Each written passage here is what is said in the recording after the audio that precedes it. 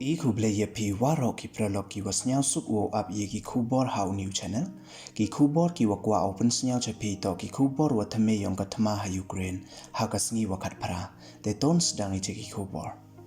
ka office ka United Nations High Commissioner for Human Rights ha kasngi sai jain da onko wa de sans pa nya pokndi ngut ki nong Ukraine wa kan thop ye so phau ar ngut ki khana ki wa do ye man sin wa corridor yong ki nado was dang thma ka Russia ka office da ong cho cho ko le wa de mg hajar ngut ki wa de manso we da bon hi ki wa yap to nei tampadung rocket wa missile ka Russia da tampadung missile ko hatha wa mk chipai ka Ukraine namo military base hayavoriv ka wajngai kam wa 800 km na ka Poland border nin kasgi blai ha ite ijia da yap le phau san ngut we da manso chispa le phau so ngut ka sarkar ka ri US hakatu kasngi sai jain da onko wada ya ka immediate authorization haduh $8 million yo yarap pandap cho ya ka Ukraine haywo the tiar yakun percha wa ka Russia ka wi ka bus ka wakit san phau ngut ki refugee na Ukraine da kala ko ha usarok highway ha Italy nin kasngi blai haywa da wa yap uwi we da manso bon ngut da ong da ka fire service Uwi ni ki US journalist uwasan pawis nem irta da chasit yap uha ki chipai ka Russia ha Ukraine da ong da ki pulit ka Ukraine uti uwa yap da tip pertuyo okam ubren Renault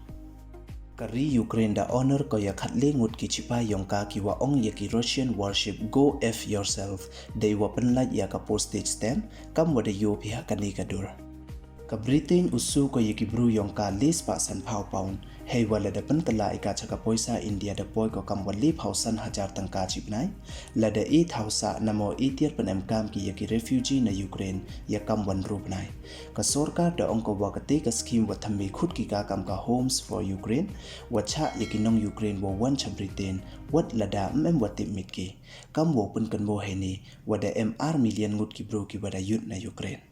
kat kam ki khubor wa de yo de uwi unong US da lai ucha Ukraine yo yarap penlai ya ka khon wa ki su yong o uti ubruto wa da tip pertui kam William Hobart da lai ucha Poland we da kap u ya border cha Ukraine dai kjat hachwa wo ya chem u ya ka khon wa uksu yong o wa phra banai irta hajan ka Q city ha ka tu ka sngi Friday kiti ki lengut da poi ki ha khapot ha Slovakia kamni se wa to wa ong ki umanpa u wa pat wa yo ya ka long yung long sem da ong da u Hobart